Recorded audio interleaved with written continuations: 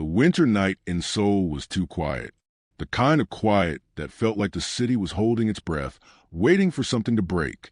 A black SUV stopped in front of a closed toy store, its windows tinted so dark that the neon light struggled to get through. Snowflakes drifted down like fragile pieces of glass. A tall man stepped out of the car, black coat, leather gloves, and a presence so cold the air around him shifted. His face was sharp, unreadable, and dangerously calm. Do-hwan didn't belong here. Not tonight. Not in this part of the city. But he had seen something. And that something had stopped him. A woman, bundled in a worn coat, her braids pulled back, her cheeks flushed from the cold, stood outside the toy store with a little boy beside her. Her son's small hand clutched her coat tightly, his eyes red, his sniffles quiet and tired. She pressed her hands against the glass door, the closed sign mocking her like a cruel joke. "Mom, it's okay," the boy whispered, even though his voice cracked. "It's not okay, baby," she whispered back, but she forced a smile that hurt to look at. "I promise you a Christmas gift this year. I promise." The boy wiped his face with his sleeve, his breath fogging the cold air. "We don't need it, really." The woman's shoulders shook. She turned away from the door, biting her lip, so hard it turned white. Her eyes glistened with tears she refused to let fall. She wasn't just sad. She was breaking.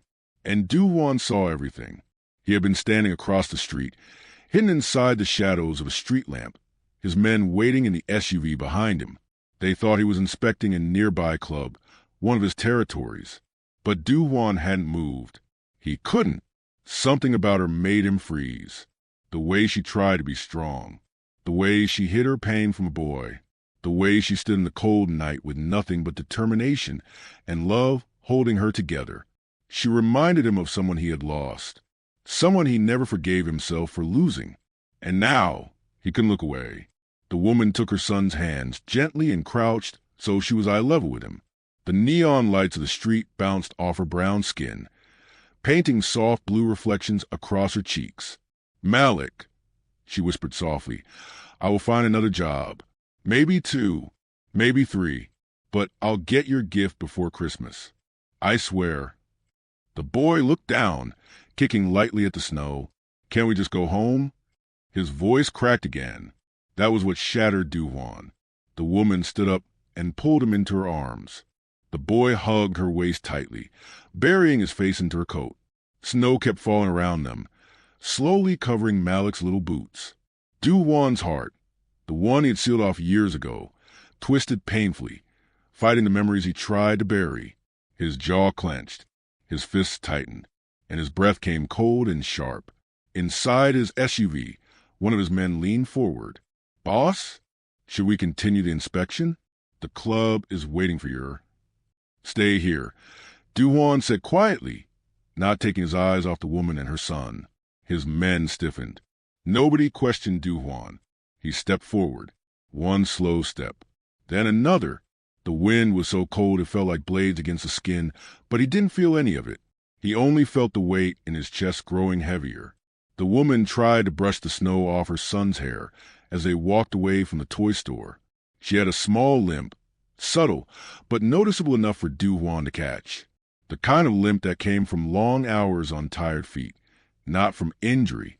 Life was wearing her down. He recognized that look. He had seen it in a mirror before. A passing truck sent a gust of wind that made her flinch, and Malik stumbled. She caught him, steadying him gently. She whispered something to him, something about being careful, her voice soft and warm despite everything. Do-hwan exhaled slowly. He didn't know her, but he couldn't let this go. He followed them from a distance at first. He told himself it was just curiosity. But that was a lie. The woman reached the bus stop and sat with Malik on her lap, rubbing his hands to warm them. The bus schedule said the next one wasn't coming for 20 more minutes. She wrapped her arms around him tightly, letting his small body rest against her chest. Her eyes stared at the empty street, tired, lonely, and full of quiet pain. "Yama," Malik whispered. "Are you crying?" She blinked fast and shook her head. No. Mommy's just cold, okay? Just cold." But her voice shook. A tear slid down her cheek anyway. Malik tried to wipe it with his tiny hand. "Don't cry. I'll be good. I promise. That was a moment something deep inside Duwan snapped. He stepped forward. He didn't think. He didn't plan. He just moved. Because he knew that look in a child's eyes. The look that said he was growing up too fast. Try and be strong for a mother who was drowning silently. Duwan had been that child once. He stopped right in front of them. The woman looked up, startled, her brows pulled together, defensive instinct rising as she held Malik closer. Duwan realized she was the kind of mother who would fight the world for her son if she had to. But right now, she only saw a stranger, a tall, intimidating man dressed like he belonged in a world nothing like hers. I'm sorry, she said, her English tinted with exhaustion. The buses still run. We're not begging. Her voice trembled. Duwan slowly removed one glove, letting the cold hit his hand. He crouched down enough to meet Malik's eyes. What gift? He asked softly. The boy blinked at him, confused. Your Christmas gift, Duwan continued, his voice low and steady. What was it supposed to be? Malik looked at his mother, unsure if he should answer. She held him close. Sir, please, she whispered. We're fine. We don't need. He asked a question. Duwan said, I's never leaving the boy. Let him answer. His tone wasn't harsh, but it was firm, a tone that didn't understand being ignored. Malik swallowed. It was a robot, the kind that transforms, but it's too expensive. Duwan's chest tightened again. He looked at the mother. She was trembling, from cold or fear. He couldn't tell. You canceled it, he said quietly, even though you promised him. Her eyes widened, embarrassed, hurt, ashamed. How did you? He didn't answer. Instead, he pulled out his phone. But before he could dial anything, a loud sound exploded behind him. The screech of a motorcycle skidding on ice. The woman gasped and wrapped herself around Malik protectively. Duwan turned instantly. The motorcycle didn't lose control. It stopped, intentionally. Two masked men jumped off, and both of them looked straight at Duwan. Duwan rose slowly to his full height. His eyes turned ice cold. The woman felt the air around them shift, like the night itself was suddenly afraid. One of the masked men spoke first, voice rough and mocking. Troy Duwan, he said, we finally found you. The woman stiffened. She looked up at Duwan, her voice barely a whisper. Who are you? Duwan didn't answer her. He only looked at the masked man, and the killers who had come for him took one step forward. As the night tightened around them, and the woman realized, the stranger who spoke gently to her son was not a stranger at all. He was danger, and danger had just found them both. The snow fell harder. Thick flakes blurring the edges of the street, as if Seoul itself was trying to hide what was coming. The two masked men stepped off the motorcycle, their boots crunching in the frozen slush. The woman tightened her arms around Malik, her heartbeat pounding so loudly she could barely breathe. Duwan didn't move. He stood still, like a shadow carved out of night, expression emotionless, but his eyes were razor sharp, the kind of sharp that warned anyone with sense to turn around and run. But the men didn't run. They approached him with matching grins hidden beneath their black masks. You made it hard to track you lately, one said, but tonight you walked straight into our hands. A drop of snow slid down the woman's cheek. Or maybe it was a tear. She couldn't tell. She whispered to Malik, attempting to hide her fear. Don't look. Keep your face down. The little boy trembled in her arms. She held him tighter, wishing she had any power in the world to protect him from this. Boss! One of Duwan's men stepped out of the SUV finally, panic written all over his face. Boss, we didn't see. Get her in the car. Duwan cut in without looking away from the masked men. W what? The woman stammered. No, I'm not going anywhere. Let me take my baby away. Duwan turned his head slowly, just enough so his eyes met hers. They were calm, too calm. The calm of the man who had walked among violence so long that chaos felt like home. If you stay, he said quietly, they won't go after me first. The words hit her like a punch. Malik whimpered. She clutched him close, as if her arms alone could shield him from the world closing in around them. The masked men laughed. You think we care about witnesses? One muttered. We'll take them out too. Du-Wan's jaw tightened. Try. That was all he said. Then everything happened at once. The first masked man charged straight at him with a flick knife. It gleamed under the weak streetlight, slicing through the air toward Du-Wan's throat. The woman flinched, gripping Malik's head against her shoulder. She couldn't watch. But Du-Wan didn't step back. He stepped forward. He grabbed the man's wrist mid-strike, twisted it with brutal precision, and slammed his elbow into the attacker's ribs. A loud crack filled the air, the sound of bones snapping under force. The attacker howled, collapsing onto the icy pavement. Get in the car. Du-Wan's shouted order shook the air. His man rushed the woman, but she hesitated, frozen between fear and confusion. What about you? Move! Du-Wan roared. The second masked man lunged toward him, swinging a chain wrapped around his fist. The metal whistled through the air as it aimed straight for Du-Wan's temple. Malik cried out. The woman made a broken sound in her throat as she was pushed toward the SUV. Du-Wan ducked under the chain, grabbed the man's arm, and slammed him into the hood of the motorcycle. Snow scattered everywhere. The motorcycle wobbled, headlights flickering. The attacker pushed back, kicking off the bike and swinging wildly. He fought like someone who didn't care whether he lived or died, and that made him dangerous.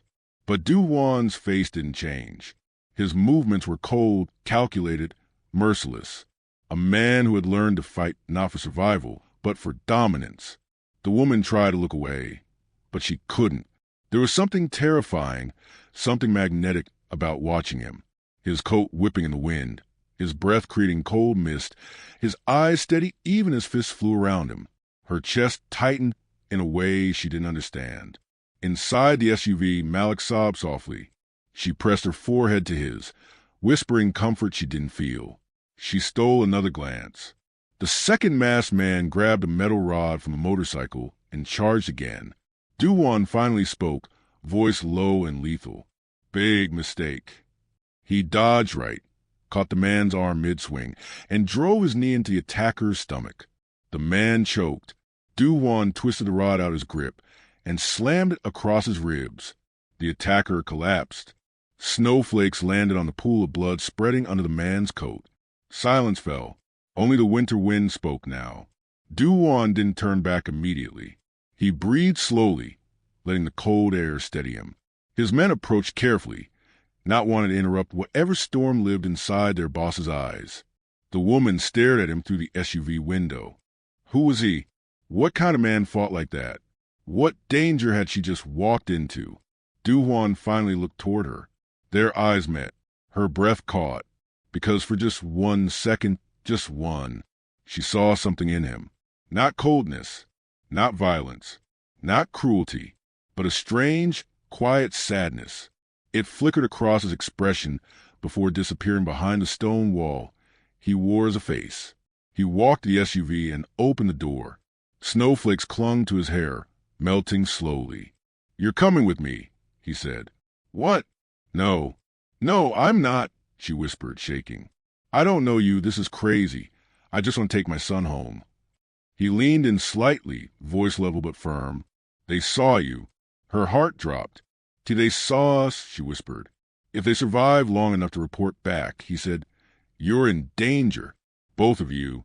Her breath hitched. She looked at sleeping Malik. His tiny fingers curled against her coat. And you think I should trust you? She said, voice trembling with anger. No. His blunt honesty shocked her. But staying here will get you killed, he added. I don't need your trust. I just need you to stay alive. He stepped back and nodded to his driver. Take us. Where are you taking us? She demanded. He didn't answer. He walked around the SUV and got in on the opposite side. The door closed with a heavy thud. The city lights blurred through the snowy windshield as the engine growled to life. The woman pulled Malik close to her chest again and watched Du-Wan from the corner of her vision.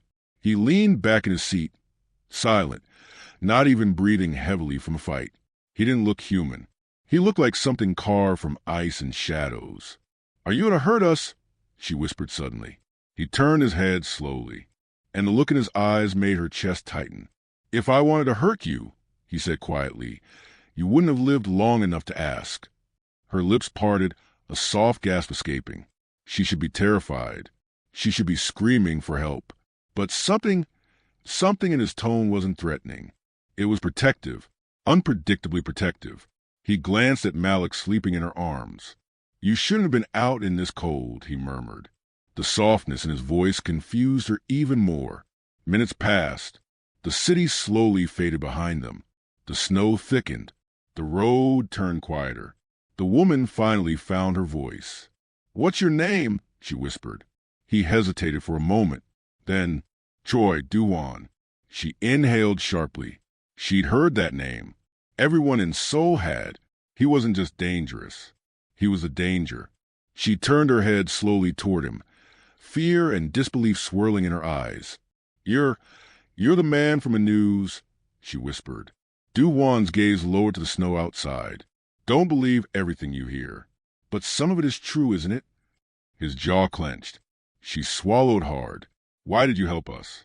You don't even know us." He didn't answer immediately. When he finally did, his voice was barely audible. "You remind me of someone." Her breath caught.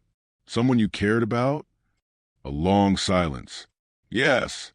A simple word, but it carried a lifetime of pain. She held Malik tighter, unsure whether she should feel grateful or terrified. The SUV pulled off the main road toward a gated private estate hidden behind frost-covered trees. The iron gates opened slowly. The woman's eyes widened. "Where are we?" she whispered. Duwan finally met her gaze again. "A place where no one can touch you." Before she could respond, the SUV stopped in front of a glass mansion, glowing under warm golden lights. Duwan opened his door first, stepping out into the snow. The woman looked down at her sleeping son, then out at the mansion, and a single thought hit her chest. She was stepping into a world she was never meant to enter. Duwan turned back to her, his voice calm. "Bring the boy. We're not finished talking." She took a shaky breath and stepped out of the SUV. She didn't know yet, but the moment her foot touched that snowy ground, her life changed forever. Inside the mansion, a shadow moved behind a window. Someone had been watching them arrive, and that someone whispered. So the rumors were true. Duwan brought a woman here. Their eyes narrowed, and a child. The shadow stepped back before the woman and her son could even reach the door. If you love the drama, hit like and subscribe to follow every twist of this story. Snow clung to the edges of her boots as she followed Duwan toward the mansion entrance, Malik asleep against her shoulder. Every step felt heavier than the last, like she was walking deeper into a place she didn't belong. The mansion rose above her like a silent guardian, glass walls glowing warm gold, marble pillars cutting sharply through night, the sound of wind whispering across the wide courtyard. It was beautiful and terrifying. She'd never been near a place like this, not even by accident. Duwan walked ahead of her, his long coat sweeping behind him. His back was straight, his pace slow but controlled. He didn't look at her. He didn't look at Malik. He looked like a man who carried secrets, so heavy even winter couldn't freeze them. The massive front doors opened before he touched them. A man in a gray suit stepped forward and bowed deeply. His face was unreadable, but his eyes flicked immediately to her and Malik. Shock flashed for just a fraction of a second before he composed himself again. "Welcome back, boss," he said quietly. "We weren't expecting." Duwan didn't slow. "Prepare the West Wing." The man blinked. For them? Duwan stopped walking. For a moment, the entire house seemed to hold its breath. His voice came out low, sharp enough to slice air. "Did I stutter?" "And no, boss." The man bowed deeper. "I'll prepare it immediately." Duwan entered first. She followed, clutching Malik protectively. Warmth rushed over her as soon as the glass doors closed, the quiet hum of heating filling her ears. The scent of cedar and something darker drifted in the air. It didn't smell like a home. It smelled like power. The foyer soared upward, 2 stories of glass and marble. A massive chandelier hung above them, crystals shimmering like stars. Malik stirred slightly against her shoulder. A sudden voice echoed from the top of the grand staircase. Well, Choi Do-won actually brought guests. She stiffened. A young man walked down the stairs, dressed in a sleek black turtleneck and slacks, his steps casual and elegant.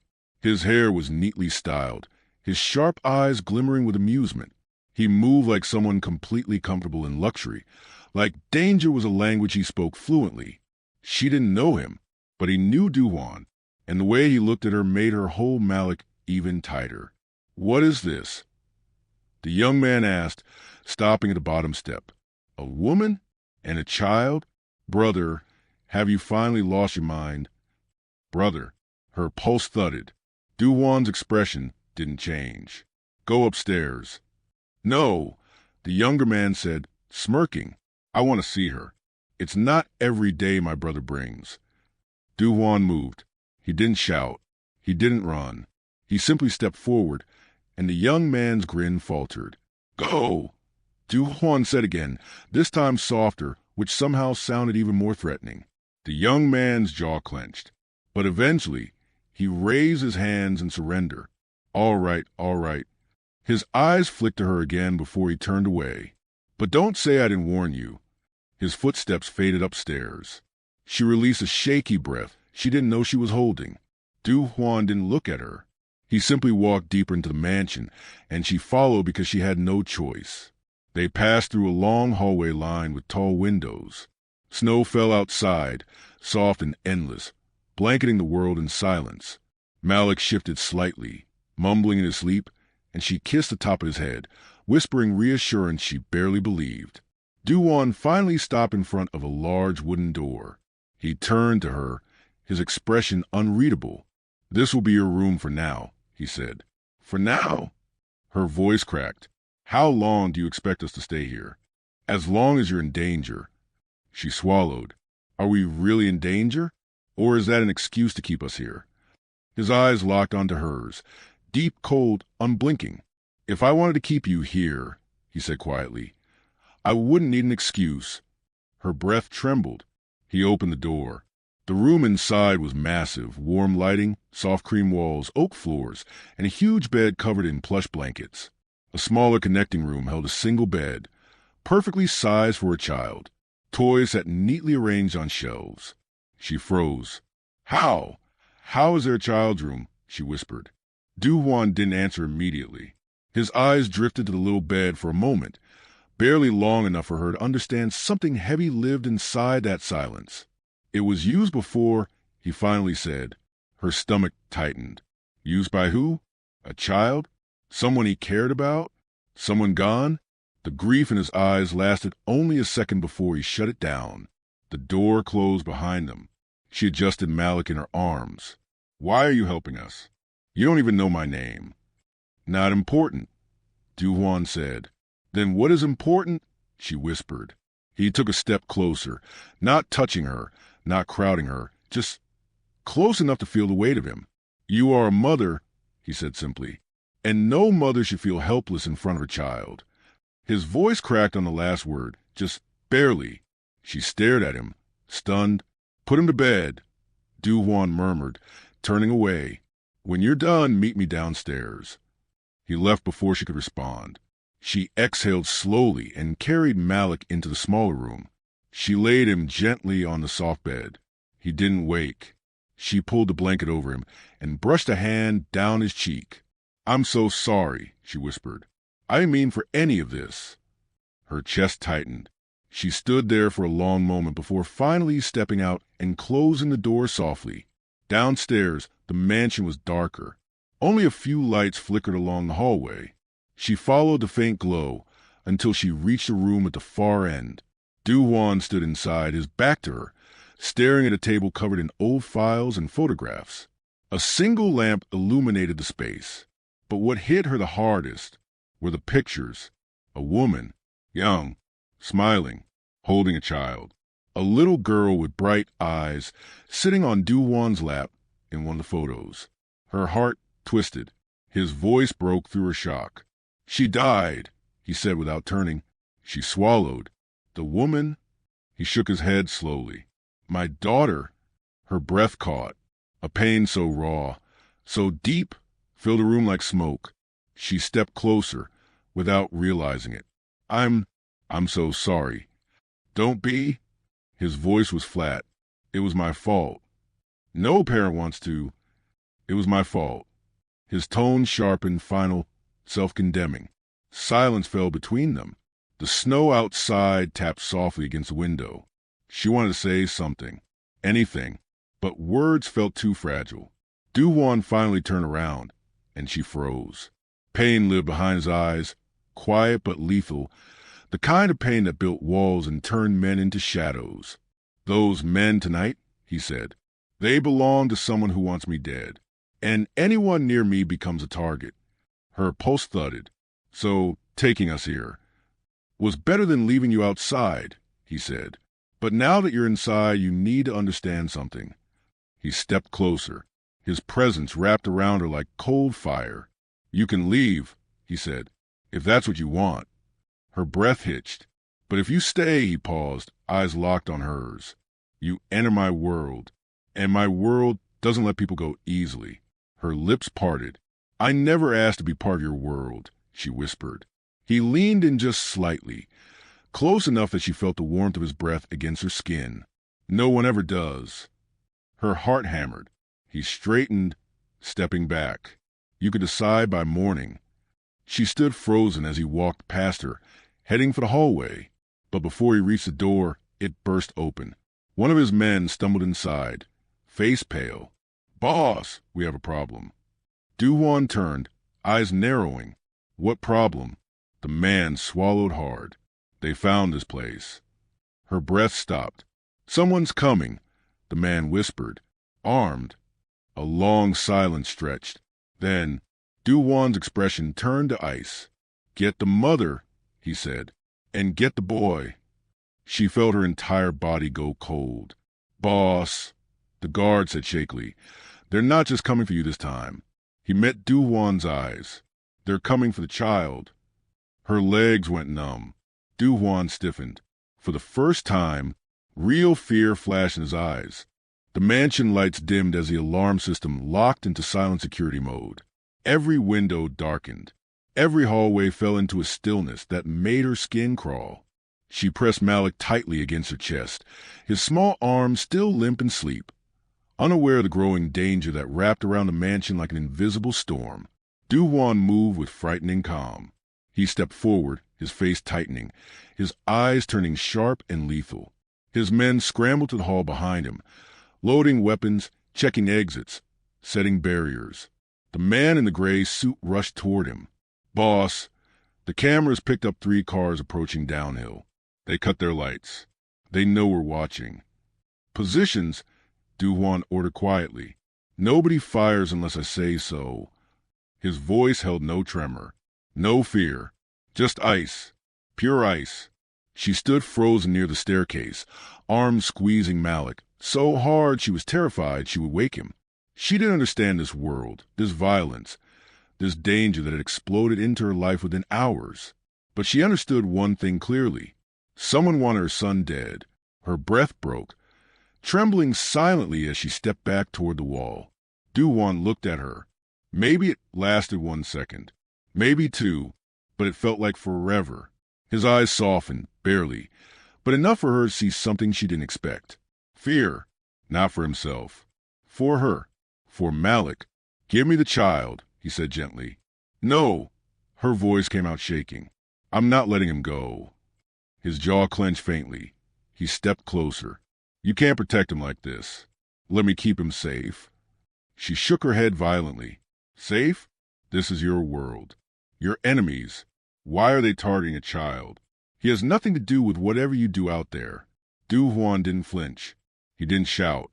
He didn't defend himself. He simply said the truth. He does now. Her knees weakened. What does that mean? She whispered. Do-Won exhaled slowly, eyes locking onto hers, as if he were deciding whether to say the next words. They saw you with me, he murmured. That's enough. Her heart dropped. They think he's mine. Her lips parted in shock, her breath stuttering. That's ridiculous, she whispered. They can see he's not Korean. Why would they? Criminals don't care, he said. They see a child near me and assume I care. That's the only excuse they need. Her chest tightened painfully. He held out his arms. Give me the boy. She took a shaky step back. No. Du-Wan's gaze darkened, but not from anger, more from urgency. You don't understand, he said softly. If they break in, I can take a bullet. My men can take a bullet. But a child... His voice cracked. Barely, but enough. She looked down at Malik's peaceful face and felt herself crumble inside. She didn't trust this man. She barely knew him. He was dangerous. A mafia boss. A man who lived surrounded by shadows and violence. But right now, he was the only wall between her child and death. Her eyes burned. I can't lose him. Du-Wan stepped closer and lowered his voice. You won't, he said. Not while I'm breathing. Her heart stopped. Something about the way he said it, quiet, firm, absolute, made her hands tremble. She looked at Malik again, then at Du-Wan. Finally, painfully, she held Malik out to him, her arms shaking as she passed over the most precious thing she had. Du-Wan took him carefully, almost reverently, as if holding something fragile, sacred. Not a single weapon-carrying man in the mansion moved or spoke.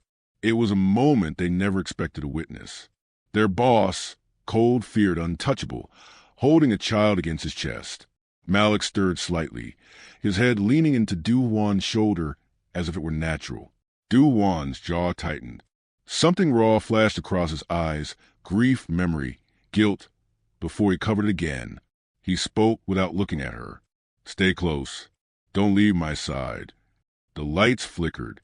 A distant rumble echoed through the valley. Tires. Engines. They were close now. Du-Wan's men shifted, taking positions around the windows. The mansion felt like a lion crouching, ready to strike. She stood behind Du-Wan, her heart pounding so loud it filled her ears. A guard ran into the room. Boss! They're wearing masks. Full gear. They came prepared. Du-Wan nodded once. Block the east entrance. If they get past there, fall back to the main hall. The guard sprinted away. Another man shouted from the surveillance room. They're splitting. 2 vehicles circling the back, one approaching the front. Du-Wan turned sharply. Cut the exterior lights. The mansion went pitch dark. She gasped. Only faint emergency lights glowed near the floors. Du-Wan shifted Malik closer, supporting the child with one arm while the other slid a gun from a nearby drawer with terrifying precision. She flinched. He noticed, but he didn't apologize. This was survival, and survival didn't wait for comfort. Stay behind me, he murmured, turning toward the foyer. Where are we going? She whispered. To the panic room. Her pulse leapt. A panic room? He nodded. No one gets inside unless I allow it.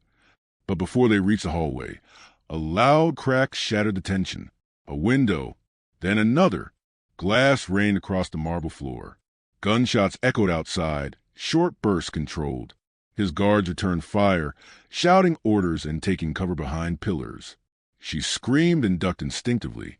Du-Wan turned immediately, shielding Malik's head with his large hand as he pulled her behind a wall. Move when I tell you, he ordered, voice calm despite the chaos. Her entire body trembled. We shouldn't be here. Malik shouldn't be here. I know, he said quietly. That's why I'm getting you out. She looked up at him, tears filling her eyes. Why are you doing this? Why go this far for a child you just met? Du-Wan's lips pressed tightly together. And then, the truth slipped out. Because I couldn't save my daughter. Her breath caught. He rarely spoke about her. She could feel that. Every word felt like it was pulled out of a wound that had never healed. If anything happened to your son, his voice broke again, softer this time. I wouldn't survive losing another child. A lump formed in her throat. Du-Wan, he didn't meet her eyes. Another window cracked. The men shouted. Footsteps rushed across the outer deck. Someone tried the back door. Du-Wan inhaled sharply, then turned to her. When I say run, you run. Understand? She nodded shakily. He lifted his gun with one hand, holding Malik securely with the other. His movements were frighteningly steady, every gesture precise, trained, lethal. The front door suddenly rattled. Someone was trying to break the lock. She gasped and grabbed Du Juan's sleeve. "They're coming in." Du Juan moved her behind him again. "Stay close." The lock snapped. The door swung open silently. A masked man stepped inside. Not running, not rushing, walking, as if he owned the place. Du Juan raised his gun, but the masked man raised a hand, signaling wait. Du Juan froze, eyes narrowing. The masked man tilted his head toward her. His gaze landed on Malik. "For a child," he said, voice distorted by the mask. "You caused a lot of trouble, Choi Du Juan." Du Juan stepped forward, gun pointed steadily. "You're not taking them." "Oh, I'm not here for them," the man said, chuckling. "Not exactly." The man pulled something from his pocket. A photo. He tossed it across the floor. The picture slid until it stopped at Du Juan's feet. She watched Du Juan's eyes widen. Only a fraction, but enough to send ice down her spine. "What is that?" she whispered. Du Juan didn't answer, but the masked man did. "It's the truth," he said. "The truth about the woman you're protecting." Her stomach plummeted. "What truth?" she whispered, voice breaking. The masked man tilted his head again. "Ask her," he said. "Ask her what she stole." Du Juan snapped his gun up fully, voice sharp. "Don't talk." But the masked man only smiled behind the mask. "Ask her," he repeated, "why your enemies want her son." Her knees weakened. Du Juan turned slowly toward her. His eyes darkened, like a storm gathering. "Is there something?" he said very quietly. "You haven't told me?" Her breath trembled. Malik shifted slightly, still asleep in Du Juan's arms, and she whispered, I didn't think it would follow us here." Du Juan's eyes widened with realization. "Follow? Us. Not her. Not him. Us." The danger wasn't just his. It was hers too. The masked man chuckled. "There it is." Du Juan raised his gun, but the masked man tapped his earpiece. "Withdraw." The intruders retreated instantly, silent, swift, vanishing into the snowy darkness. The room fell quiet, too quiet. Du Juan turned back to her, his eyes no longer cold, no longer distant, but burning, with anger, with shock, with betrayal, with something that made her heart collapse inside her chest. "Tell me," he said softly, dangerously, "what did you steal?" Her lips parted, tears welling, and she whispered, "It's not what I stole." She swallowed hard. "It's what Malik is." Du Juan's breath caught. She looked at him with a trembling voice. "My son isn't just a child." Her next words shattered the room. "He's the heir of the man who wants you dead." The elevator door slid open with a metallic sigh, and for a moment, the world outside blurred into nothing but cold marble and dizzying silence. Aurora stepped out first, her fingers tightening protectively around her son's small hand. The hallway of the penthouse suite felt unreal. Too quiet, too luxurious, too far from the life she knew. Leon walked behind them, hands in his coat pockets, gaze fixed on the back of her head like he was memorizing every strand of her hair. He hated the way her shoulders trembled. He hated how she kept glancing down at her shoes like she didn't belong here. He hated how she looked like a woman, expecting the world to punish her for breathing. "Why is it so big, Mommy?" Jaden whispered, eyes wide as he stared at the towering glass windows and the glowing city beyond them. Aurora forced a smile. "Because Mr. Han is very successful, baby." Leon's jaw tightened. "Leon," he corrected softly. His voice echoed, low and warm, the kind that slipped under her skin before she had a chance to block it. The boy repeated the name, testing it. "Leon." A small smile tugged at the Mafia boss's lips, real, unguarded, almost boyish. Aurora caught it and quickly turned away, pretending she didn't feel her heart twist. She shouldn't be here. She shouldn't trust him. Yet he opened the door to his penthouse, and it was like stepping into another world. Soft lighting, walls of glass overlooking Seoul, a kitchen so clean it looked untouched, a living room decorated with cold luxury and hidden warmth. Jaden gasped at the enormous Christmas tree near the window. The lights sparkled like stars. Not a single ornament was out of place. Perfect. Too perfect. Aurora whispered, "This is beautiful." Leon didn't answer. He watched her, not the tree. Jaden ran forward. "Mommy, look, it's so big." "Careful," Aurora said quickly. But Leon stepped forward, his voice gentle. "He's fine. Let him be amazed." She stared at him. "Why are you doing all this?" Leon slipped his hands out of his coat pockets and walked past her toward the tree. He reached out and quietly fixed an ornament Jaden had tilted. "Because he's a child," he said softly. "Because Christmas should never hurt." She swallowed hard. "But you don't even know us." "I didn't need to know you," he said, looking at her over his shoulder. "I saw everything I needed at that store." Her breath caught. Jaden tugged at an ornament shaped like a golden train. It came loose and fell. Aurora moved fast, but Leon was faster. He caught it midair, kneeling so he could look the little boy in the eyes. "It's okay," he said calmly. "Nothing you do in this house is trouble." Aurora froze. Those words, gentle, careful, soft like snow falling, carried a warmth she hadn't felt in years. Jaden stared up at him, unsure. "Really?" Leon nodded once. "Really?" The little boy smiled, shy and trusting, and Leon felt something inside him crack, cleanly, painfully, like ice breaking under pressure. Aurora watched the moment and whispered, "He doesn't trust easily." "Neither do I," Leon replied, standing. "So we'll take it slow." The air thickened between them. Electric, soft, frightening. Jaden wandered toward the kitchen, fascinated by the glowing lights on the counters. Leon let him explore, but Aurora's eyes flicked nervously after him. "He's safe," Leon murmured. "Nothing here can hurt him." "Your world can," she whispered. Leon stopped walking. He turned slowly toward her. "My world won't touch you or your son." "You can't promise that." "I can," he said, voice dropping. "And I just did." Before she could answer, her phone buzzed violently. Aurora grabbed it and froze. The caller ID, unknown number. Her blood ran cold. Leon saw her face pale instantly. "Aurora." Her voice shook. "No one should be calling me right now. No one." "Answer it," Leon said quietly, stepping closer. She swallowed and put the phone to her ear. "Hello?" A man's voice crackled on the other end. Rough, angry, too familiar. "You think I won't find out, Aurora?" Her fingers trembled. "You think you can run off with my son?" Her knees almost buckled. Leon reached out and steadied her without hesitation. Jaden looked up from the kitchen, noticing his mother's shaking hands. Leon mouthed, "It's okay," and stepped closer. Aurora whispered into the phone, "Leave us alone." "I told you, stay away." The man growled, "You're going to regret this." "I'm coming." The call ended. The phone fell from her hand. Leon caught it midair.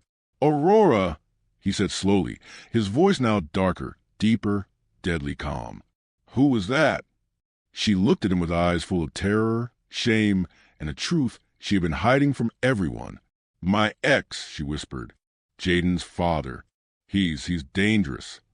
Leon's face changed completely. Gone was the warm man who decorated ornaments with a child. Now he was ice. Now he was power. Now he was the Mafia boss people whispered about in fear. "And he knows where you are?" Leon asked quietly. Her voice cracked. "I think he's close." Leon took one step toward her. "Aurora," he said, voice low, steady, final. "You and your son, you're not going anywhere tonight." Before she could respond, a sharp noise echoed from the hallway outside the penthouse. A slow, dragging footstep. Then another. Aurora's eyes went wide. Jaden froze. Leon turned his head toward the door, and his expression went from cold to lethal. Someone was coming. The sound came again. A slow, heavy step. Then another, dragging, as if the person behind the door wanted them to hear him coming. Leon didn't move at first. He simply lifted his head, eyes narrowing, posture straightening as something cold and ancient flickered across his expression. Something Aurora had never seen before but instantly recognized. This was not the man who fixed Christmas ornaments. This was the Mafia boss people feared to whisper about. He raised a finger silently, telling Jaden not to move. The boy nodded, eyes wide, clutching the hem of Aurora's coat.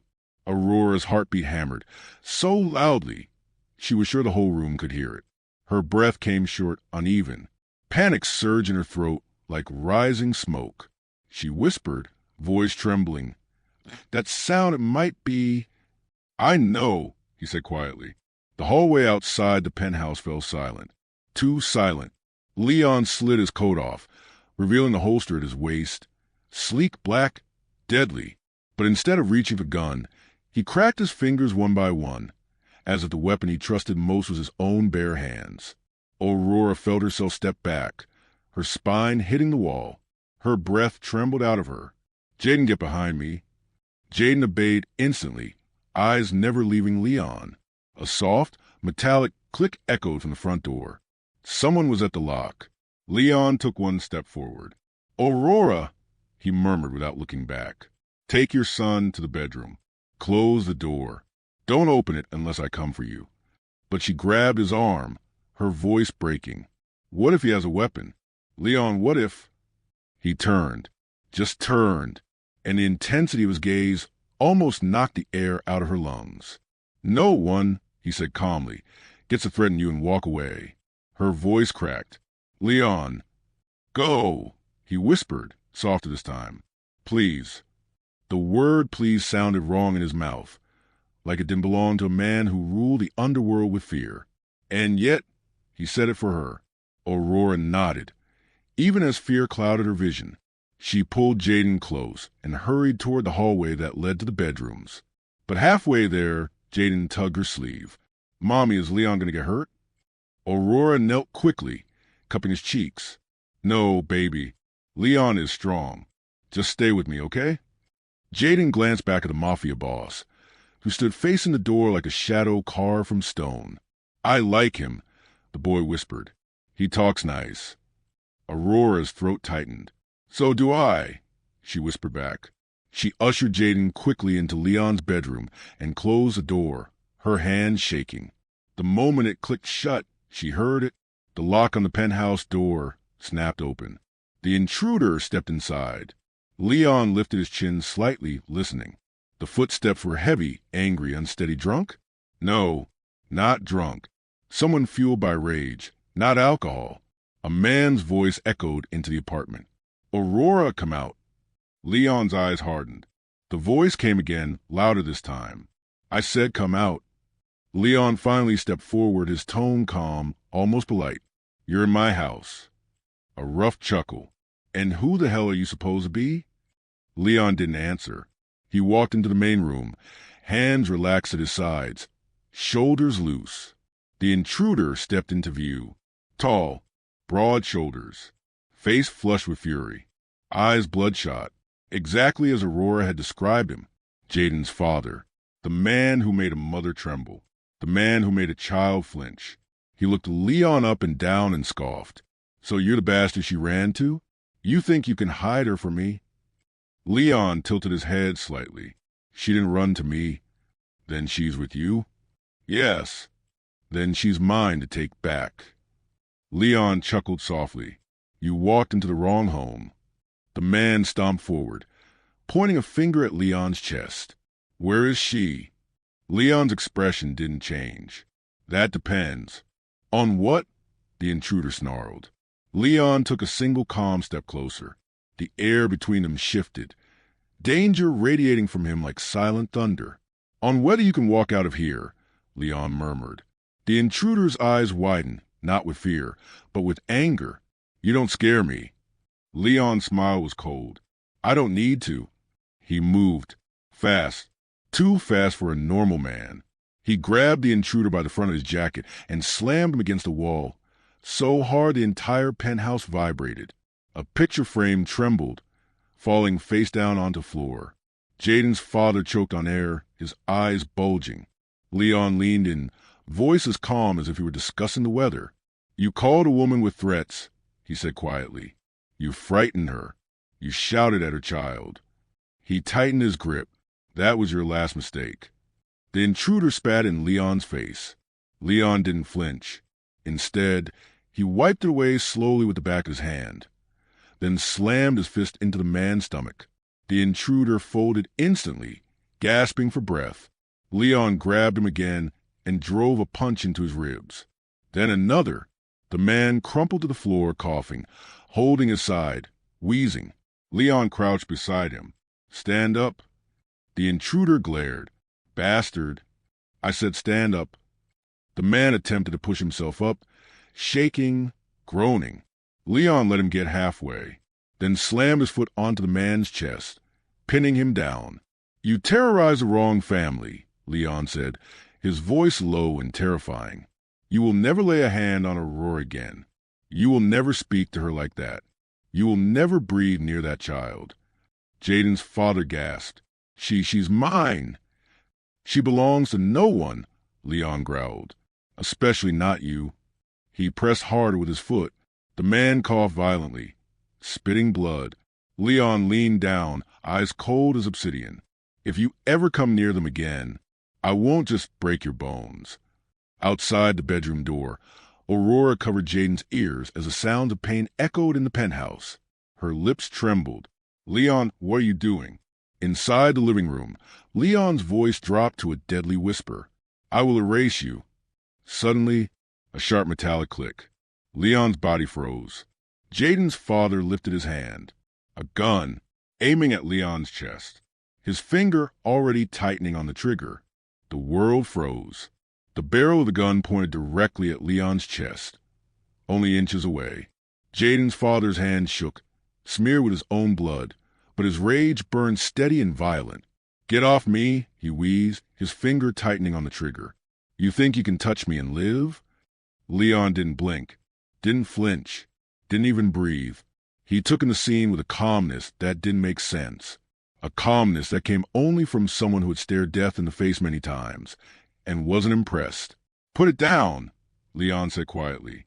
"No," the man snarled. "She's mine. You hear me? Aurora is mine." Leon's eyes darkened. "That's your second lie tonight." The man's lips twisted. "And the boy, he's my blood. I'll take him. She can rot for all I care."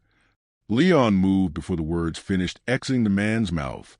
A single powerful kick sent the gun flying from the intruder's hand, skidding across the marble floor and clattering beneath the couch.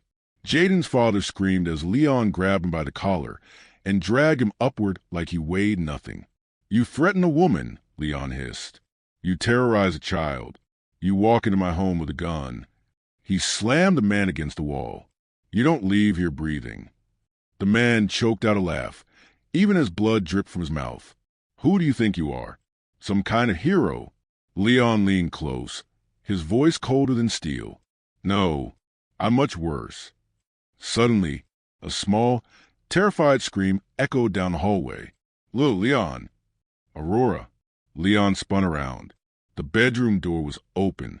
Aurora stood there, clutching Jane behind her, both of them trembling. Her eyes were wide with fear. Fear for him, not herself. "Leon!"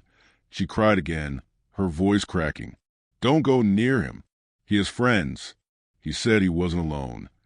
Leon's eyebrows pulled together sharply. The intruder smirked. Too smug. Too confident for a man about to die. Leon's stomach tightened. "Who's with you?" Aurora shook her head, panic flooding her voice. "Leon, he never comes alone." Jaden whimpered behind her. "Mommy, I'm scared."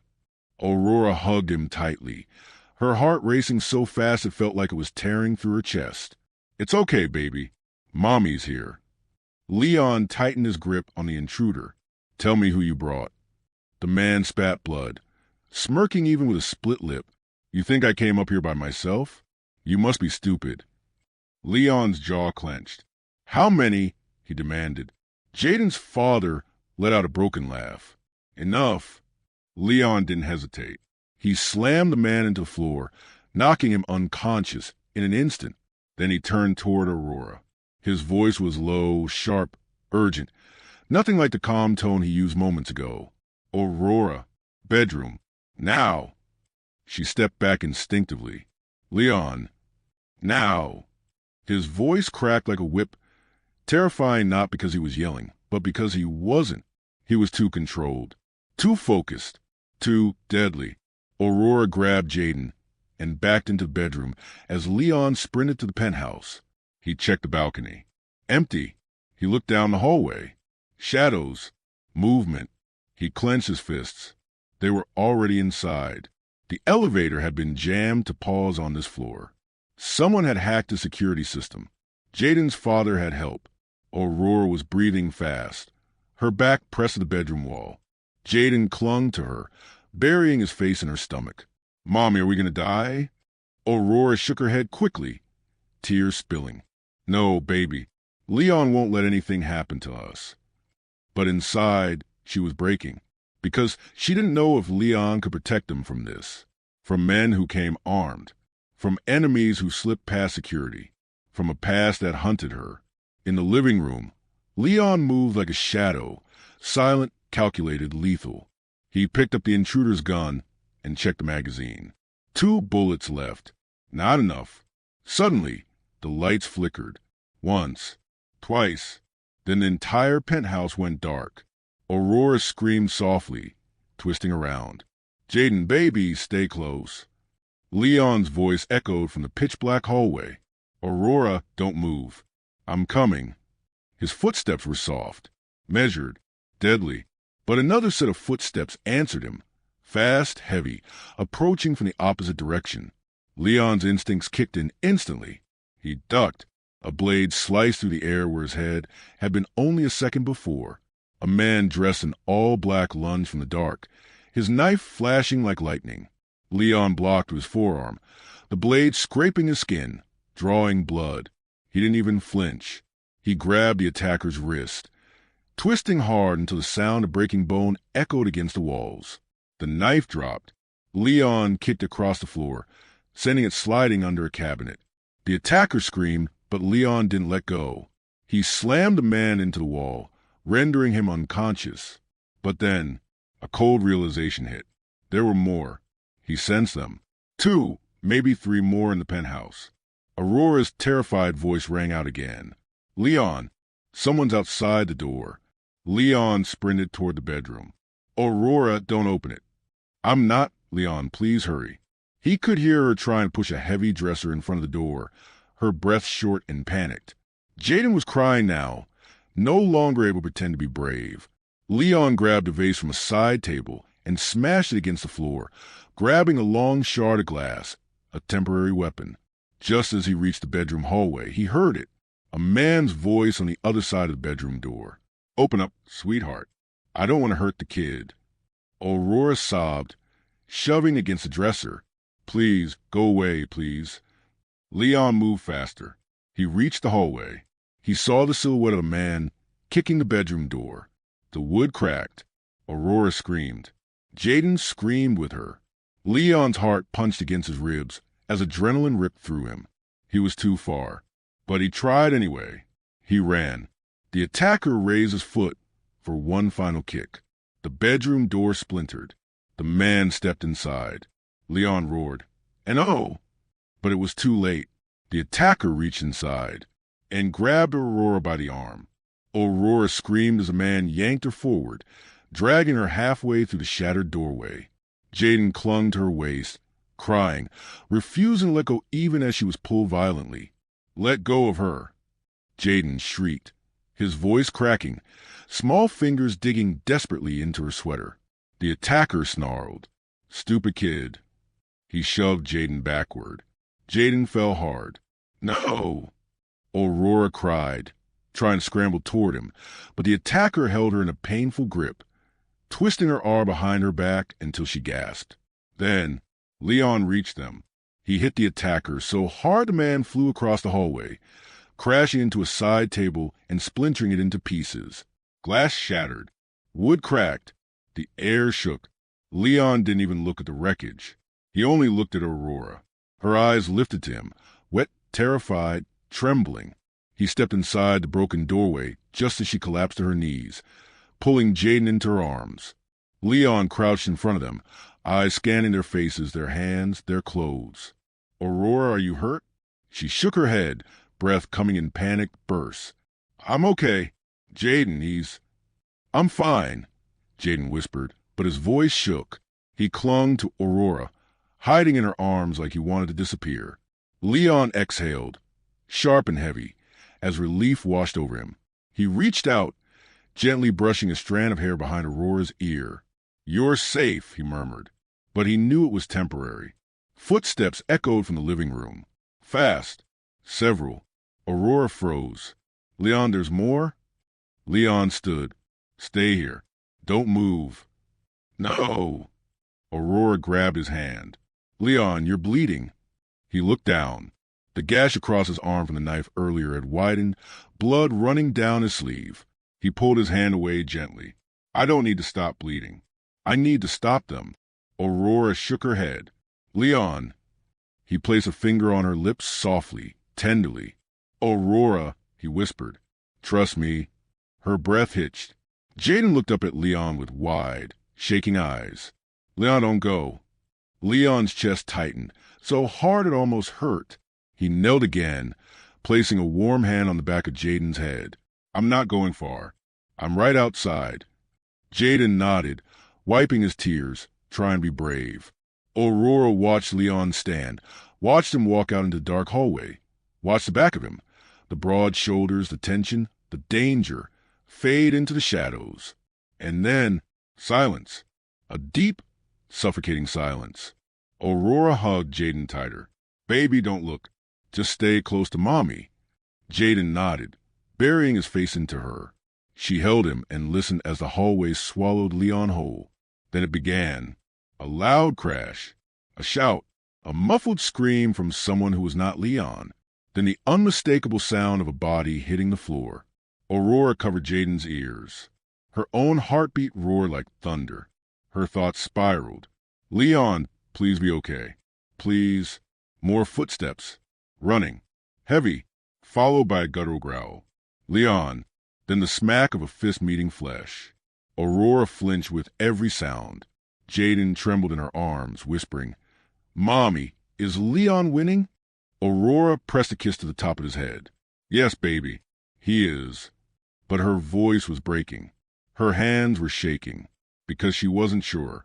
Another crash shook the apartment, like someone had been thrown into a wall. Then everything went quiet. Too quiet. Aurora's breath caught. "Leon." No response. "Leon," she said louder. Still nothing. Her throat tightened brutally. Her chest hurt. She stood, holding Jaden's hand tightly. "Mommy, don't go," Jaden pleaded. But Aurora couldn't stay. She couldn't sit still. She couldn't breathe. She couldn't wait for silence to swallow the man who had protected them. She stepped over the shattered doorway, pulling Jaden behind her, and walked into the hallway filled with darkness and tension. "Leon," she whispered shakily. A low groan answered her. From the living room, Aurora rushed forward, Jaden close to her side. The lights flickered back on just as she reached the main room. Her eyes widened. Her breath stopped. Jaden covered his mouth with both hands. "Oh, no," Aurora whispered. Leon stood in the center of the room. Barely. 3 attackers lay sprawled around him, unconscious or groaning, their weapons kicked aside. But Leon was on one knee, breathing hard, blood dripping from his arm, his eyebrow, and his jaw. His shirt was torn. His knuckles were covered in red. He tried to stand, staggering slightly. Aurora ran to him. "Leon." He looked up weakly and tried to smile. "Aurora." "Jaden, you're safe." And then he fell forward. Aurora caught him with a gasp, dropping to the floor with him, her arms wrapping around his shoulders as his weight pressed into her. "Leon. Leon, stay with me." His eyes fluttered half open. "I'm fine." "You're not fine," she cried. "You're bleeding. Oh my God, you're bleeding so much." Jaden knelt beside them, touching Leon's hand. "Leon, don't sleep. Please don't sleep." Leon let out a shaky exhale, his head resting against Aurora's shoulder. "I'm not going anywhere. Not until you're both safe." Aurora's tears fell freely now, dripping onto his skin. Her voice trembled. "Why? Why are you doing all this for us?" Leon lifted his eyes to hers, and in the middle of blood, bruises, and destruction, something soft flickered in his gaze. "Aurora," he whispered, "I promised myself I'd never let another Christmas pass without saving the ones I should have saved." Her heart clenched painfully. He wasn't just protecting her. He was protecting a memory, a wound older than she knew. "Aurora," he breathed again. "I'm sorry. I try to keep danger away from you, but my world, it always finds me." Then his eyes rolled back, and Leon collapsed completely in her arms. "Leon!" Aurora screamed, shaking him. Jaden cried beside her. "Mommy, is he dead?" Aurora shook her head frantically, checking Leon's pulse with trembling fingers. "No, no, baby, he's alive. But I need to stop the bleeding." Suddenly, a loud, slow clap echoed from the doorway. Aurora froze. Jaden's crying stopped instantly, and both of them turned toward the sound. A man stood at the entrance of the penthouse. Tall, black suit, cold expression, eyes fixed on Leon, and then sliding slowly to Aurora. She felt her blood turn to ice. He smiled. "So this is the woman," he said softly. "The one our boss risked his life for." Aurora's breath hitched. Who are you?" The man stepped forward. "I'm the man who came to collect Leon."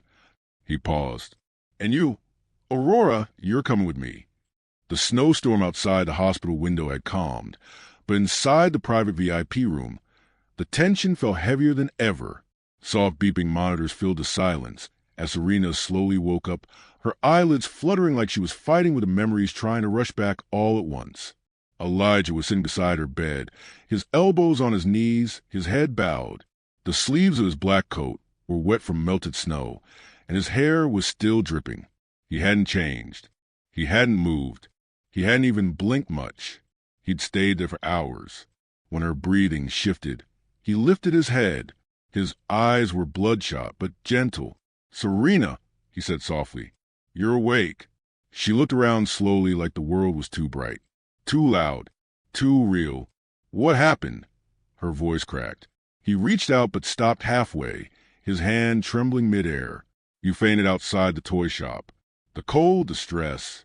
You hit your head." Serena pressed her lips together. Memories came back in sharp flashes. Brian's void, hands reaching for Jaden, the fear, the helplessness. "Elijah," she whispered, gripping the blanket with trembling fingers. "Jaden, where is he?" "He's okay." Elijah leaned forward. "He's with Juma downstairs. I didn't let him out of my sight." Relief washed over her so fast her shoulders fell. But then tears suddenly welled in her eyes. Not small tears. Deep, quiet tears that showed how much she'd been holding alone all along. "I tried so hard," she whispered, "to keep him safe, to give him a normal life. I've been doing on my own for so long, and then out of nowhere, Brian shows up and tries to take him." Elijah's jaw clenched so tightly a vein appeared at his temple. "That man," he said slowly, voice low and dangerous, "will never touch your son again, not while I'm breathing."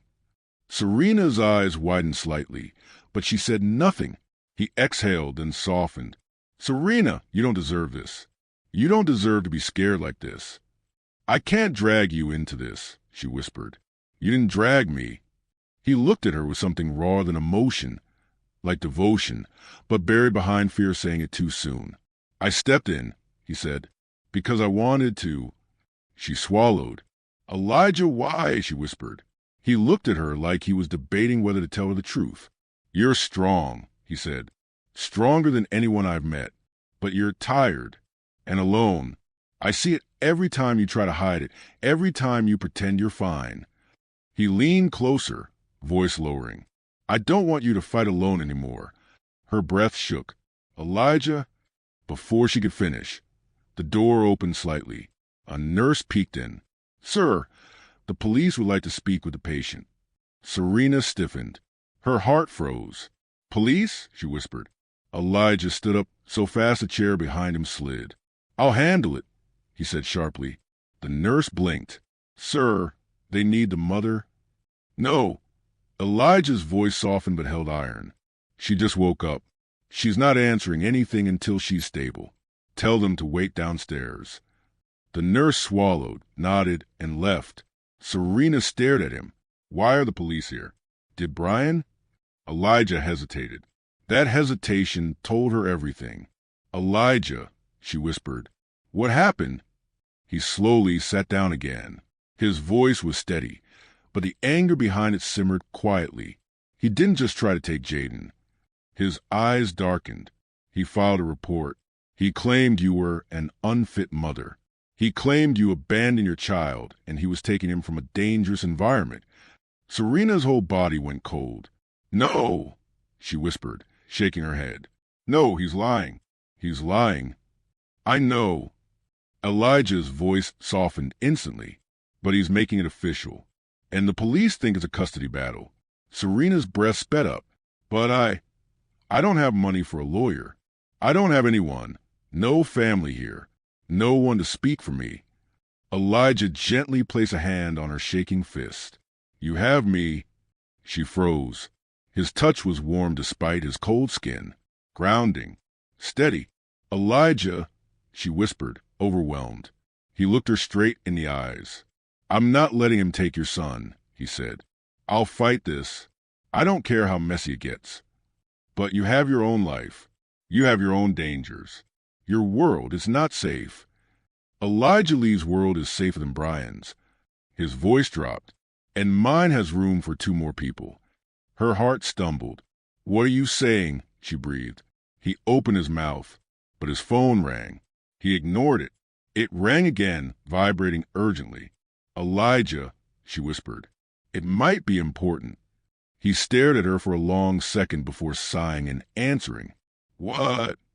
Korean words spilled fast on the other end. Elijah's face shifted. His eyes went cold. His posture changed from protective to lethal in a heartbeat. Serena watched, uneasy. What did he say? She asked quietly when he hung up. Elijah stood slowly. The police report wasn't Brian's idea. Serena blinked. What do you mean? Elijah looked down at her, like he was choosing every word with caution. My men traced the timing. Someone paid Brian. Someone pushed him to do it. Someone wanted chaos. Serena's brows furrowed. Who would do that? He took a slow breath. The same person who sent men after me last week. Serena's heart stuttered. You mean the people trying to kill you? He nodded once. The snow outside fell heavier, as if echoing the danger settling in the room. Elijah, why would someone target me and Jaden? We're nobody. His jaw tightened. Because you're not nobody, he said softly. Not anymore. Serena's throat closed. Elijah, this is getting dangerous. Maybe we should distance ourselves. No, his voice was low, firm. I'm not stepping back. Elijah, I said no. There was a fierceness in his eyes she'd never seen before. You and your son are already involved whether you want it or not. Someone used Brian to get close. Someone wanted you vulnerable. Her voice broke. But why? He looked away for a moment, then back at her. I think you were chosen for a reason. Chosen, she whispered. Elijah, what are you not telling me? He didn't get the chance to answer. The door suddenly slammed open so hard it hit the wall. A police officer stepped inside, breathless. Sir, ma'am, someone just attempted to break into the pediatric ward. They were asking for a boy named Jaden. Serena gasped. Elijah's blood ran ice cold. He stood instantly, his chair clattering to floor. Where is he? Elijah demanded, his voice sharp, dangerous, lethal. The officer swallowed. Security chased him off, but they're still in the building. Serena's heart broke into panic. Elijah, Jaden. He didn't wait. He didn't speak.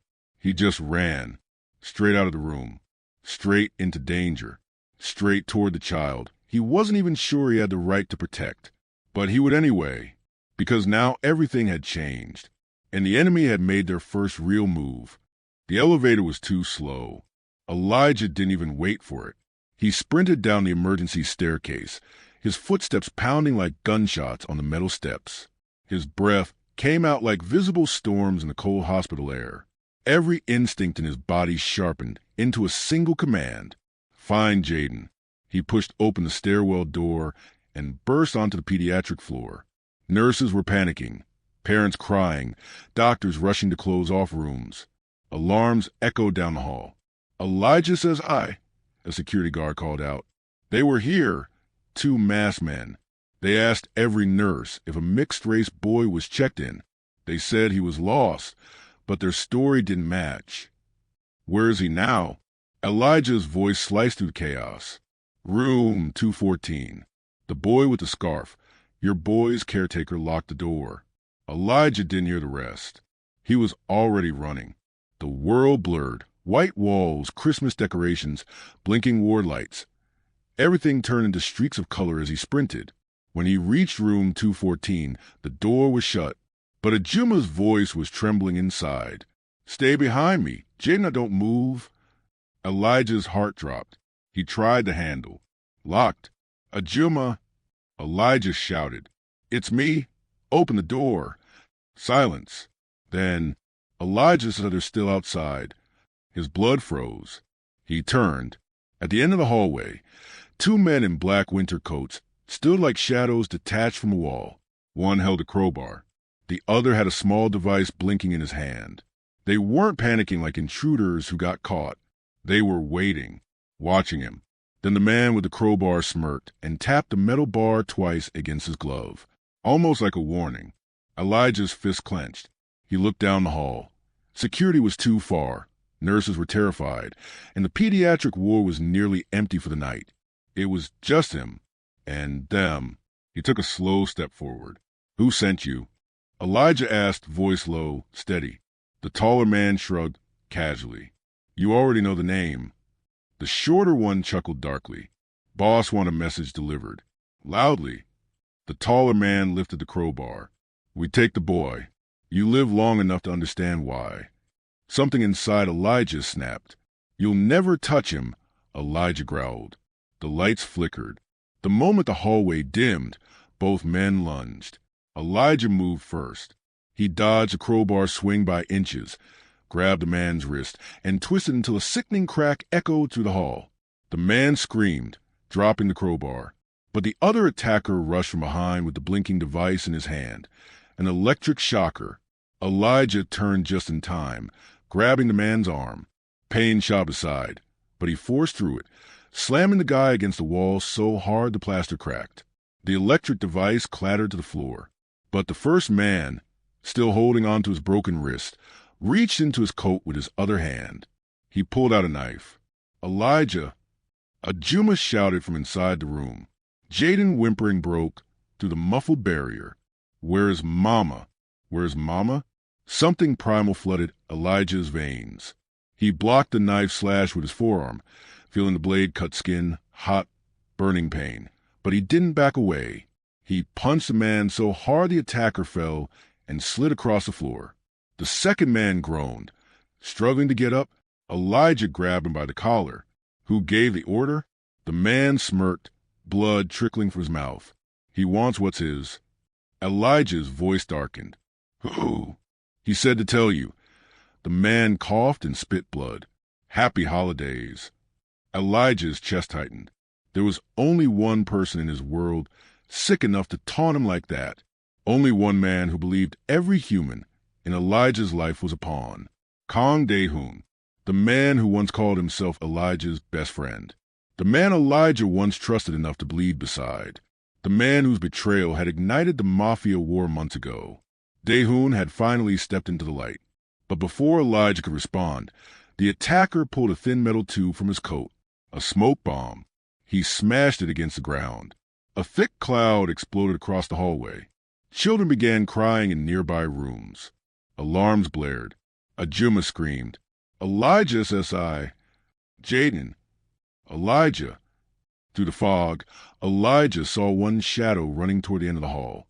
Not toward the exit, toward the ventilation access. That corridor led directly to the emergency stairwell leading outside. The one place hospital security barely monitored at night. The perfect escape route. Elijah ran blindly into the smoke, stumbling, coughing, reaching, but he couldn't see which shadow carried the child-shaped bundle. His lungs burned. His eyes blurred. "Elijah," says I. Ajuma cried out. sobbing. They took him. They took Jaden. Everything stopped. Everything. Elijah froze in the smoke. His heart slammed against his ribs. For one unbearable second, he felt nothing. No sound. No air. No world. Then the scream tore out of him. Not loud. Not violent. Just broken. It echoed down the hallway like a wounded animal. He ran toward the stairwell. He didn't think. He didn't breathe. He only moved. He reached the stairwell door and kicked it open so violently it dented against the wall. Outside, snow blew in sideways from the open emergency exit door at the back of the building. Footprints in the fresh snow led out into the alley. Small footprints. A child's. Jaden. Elijah ran after them, the icy wind slashing against his face. His injured arm throbbed, but he didn't slow. "Jaden!" he screamed. His voice echoed off the empty buildings. But there was no answer, no sound, no child, only a black car turning the corner with its taillights glowing red through the snow. A car speeding away. Elijah's chest crushed in on itself. He sprinted, slipping on the snow, almost falling, but pushing himself up, running harder. He reached the main road and watched the car disappear into the night. Gone. Jaden was gone, and a soft, cold whisper of dread curled around Elijah's spine. Someone had stolen the child he vowed to protect. Someone had declared war. Someone who knew exactly where to hit him. Elijah stood in the middle of the road, breath shaking, snow falling onto his hair, blood dripping down his arm, his world collapsing in slow motion. Behind him, Serena's scream, sharp, terrified, echoed from the hospital entrance. "Elijah, where's my son? Where's my son?" He couldn't answer, because he already knew the truth. Jaden had been taken by the one man Elijah feared she would ever meet.